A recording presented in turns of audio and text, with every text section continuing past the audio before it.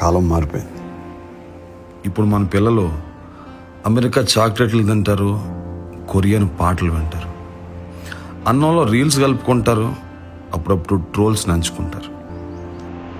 6 నిమిషాల పాటలో 3 నిమిషాలు అయిపోయాయి. 6 కాలాలు ఉండాల్సిన ప్రేమలు 3 రోజులకి ముగిసిపోయినాయి.